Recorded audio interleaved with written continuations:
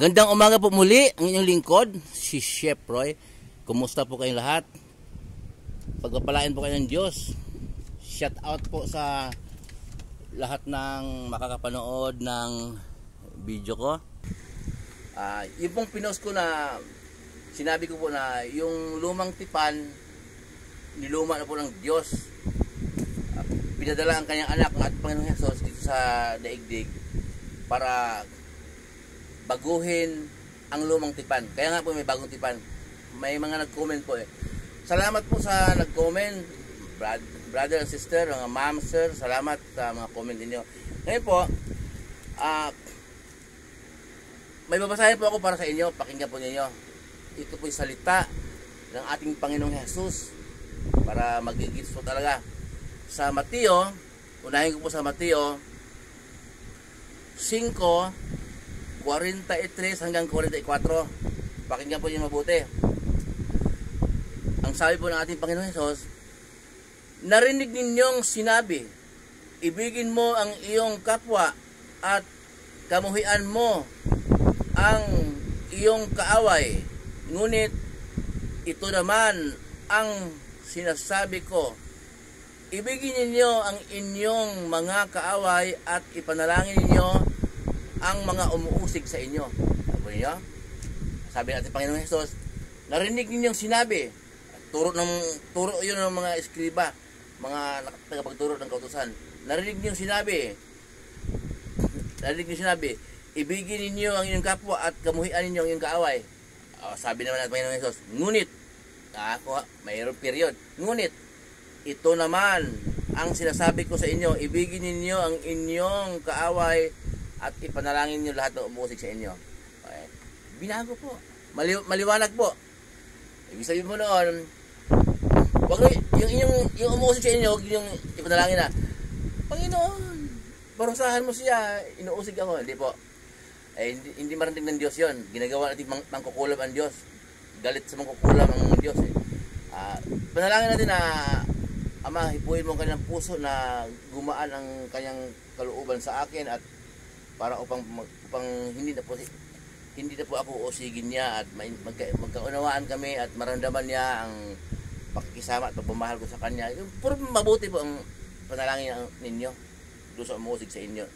Yung sa umuusig sa atin. Ito naman po ang ibigin ninyo ang iyong kaaway. Hindi po, pag sweldo mo, ibili mo ng sapatos ng kaaway mo, ibili mo ng cellphone. Hindi po yung ibigin yung kaaway, yung ang turo ng Panginoon, ibigin ka yung sabihin mo na ganito pagkakamali mo, o kung nagkamali man ako, magpatawaran tayo, ganon.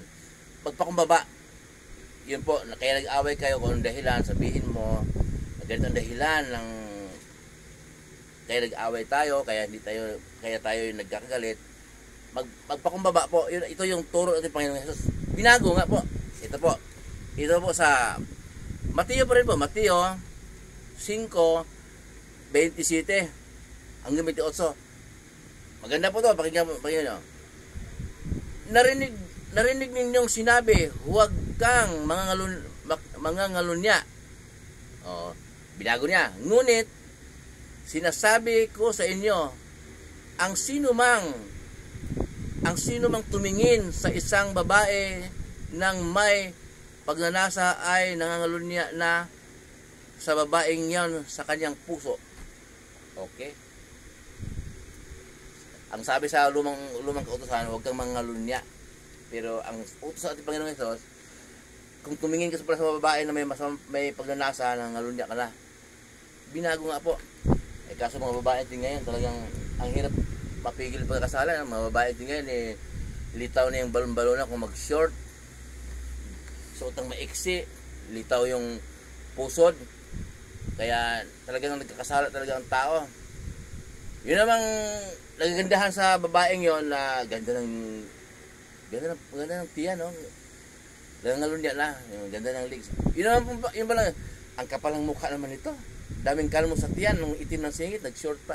Nagkasala din, kaya wala po tayong lusot. Kaya ito po ang utos sa ating Panginoong Hesus, pag tumingin pala tayo may pagnanasa, ay nagkasala ng pangalon niya. Pag namimintas naman, nagkasala din paano ba? Wag tumingin na lang. O, yun po, pagulay-bulayan din po natin yun. At pagpapatunay po yun na talagang binago ng Diyos ang lumang kautusan. Old Testament, kaya nga po may New Testament nung dumating ating Panginoon Jesus. Muli po yung lingkod, si Chef Roy. Mabuhay po kayo, ingatan kayo ng Diyos, pagpalain kayo ng Diyos. Sasamahan kayo ng Diyos sa mga trabaho pinasukan ninyo, anumang negosyo, pinagkakitaan ninyo, ayon sa kalooban ng Diyos.